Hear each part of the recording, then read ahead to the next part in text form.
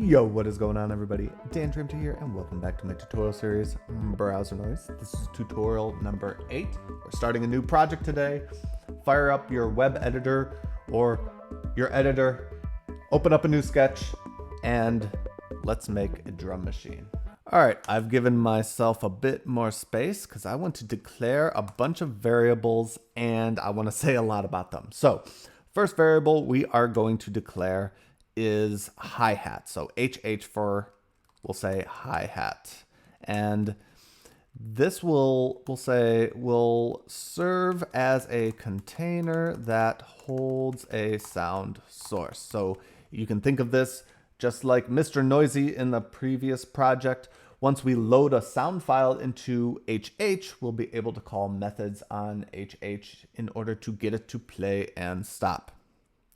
The next variable that I want to declare is hpat, and this is going to be the we'll capitalize it, hi-hat pattern. Okay, we will say it will be an array of numbers that we can manipulate to make beats. All right.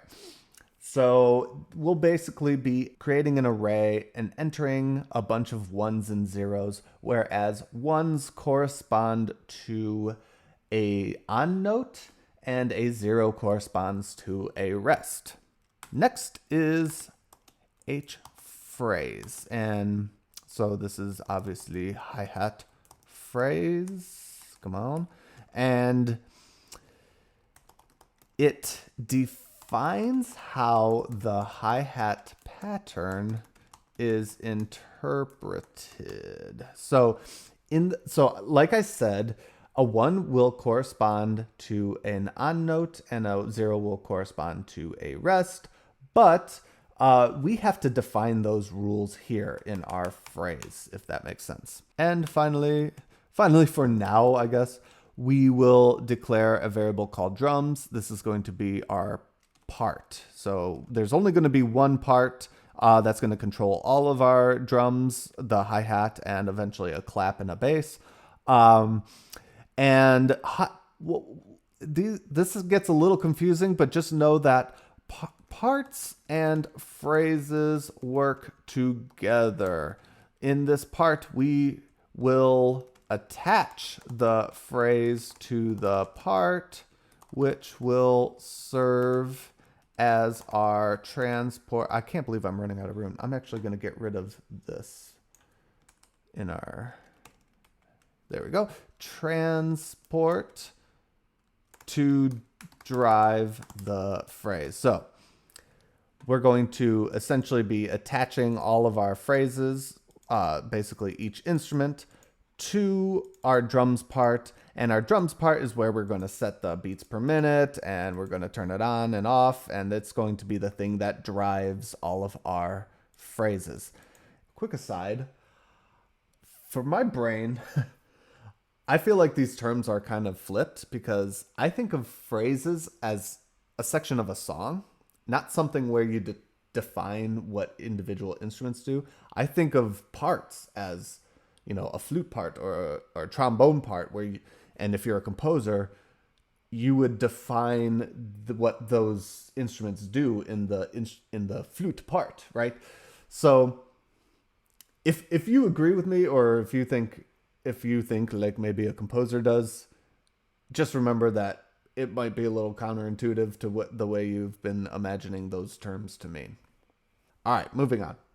Actually, before we move on, we actually need drum samples, okay? So I'm going to leave a link to 3 drum samples in the description box below. Download those. One will be a hi-hat, one will be a bass, one will be a clap.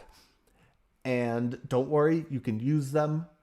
I made them, and I'm giving you permission to use those sound files. I made them in Reason using the Thor Polysonic synthesizer, which is an amazing synth, by the way.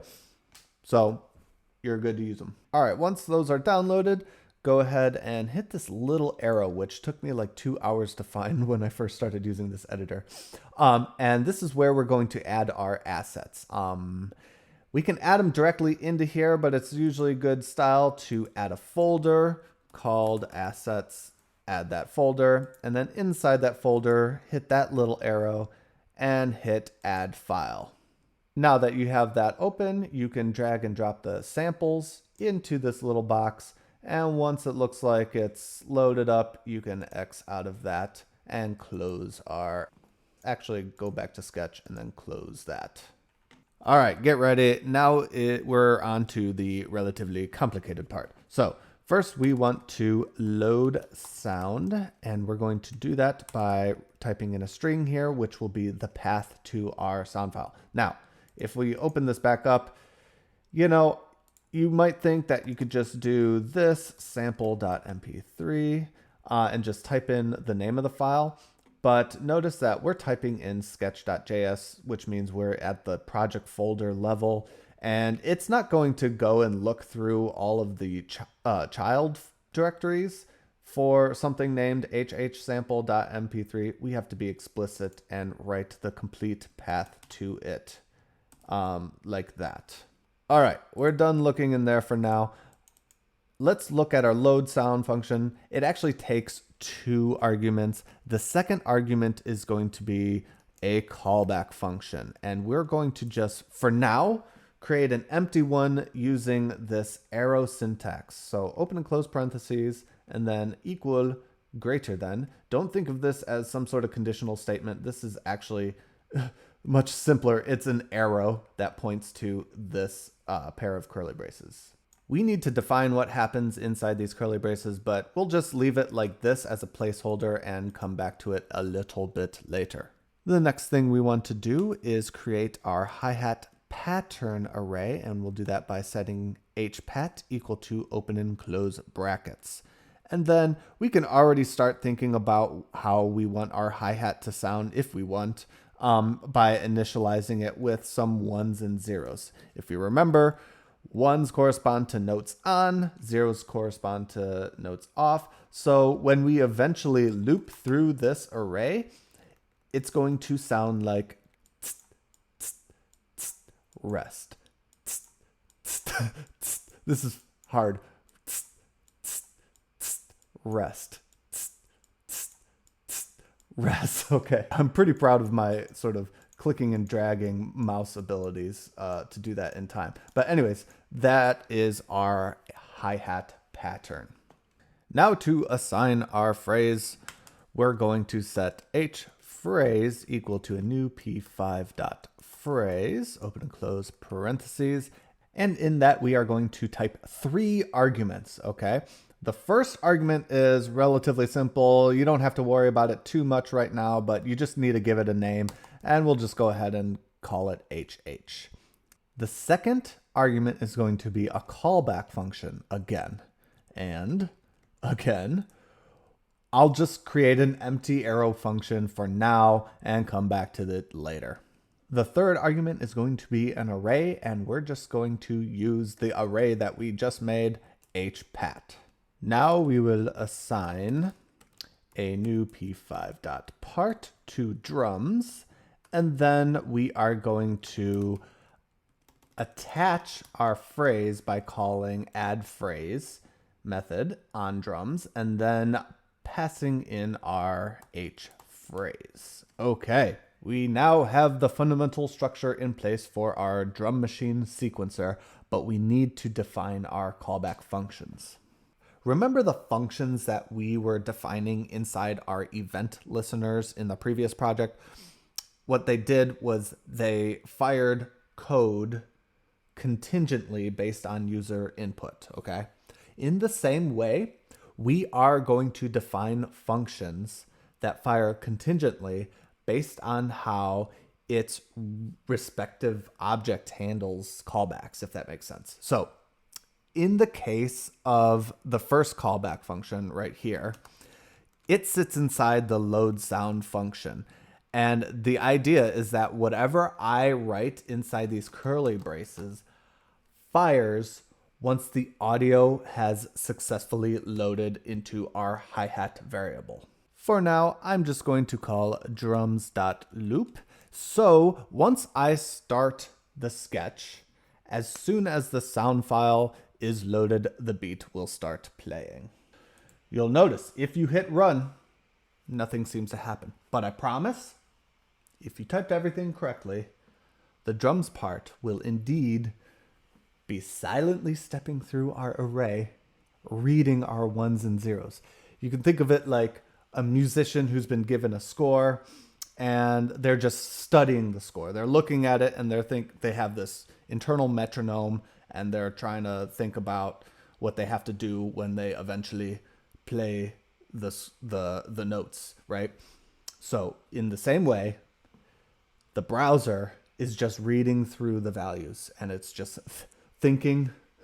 I hope it's not thinking, otherwise we're in trouble if browsers start to think like humans. But in order to get our browsers to trigger the hi-hat when it reads a 1, we simply need to run hh.play into our phrase callback. Okay, now is the moment of truth. I'm going to hit the run button.